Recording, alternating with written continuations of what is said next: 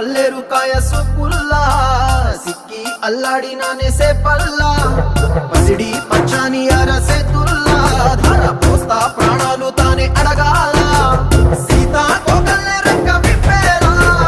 నవ్వి నాలోన రంగు నింపాలా మళ్ళీ అందాల సిగ్గు మళ్ళీ గంధాలు మీద జల్లి నన్ను ముంచి వేసేనే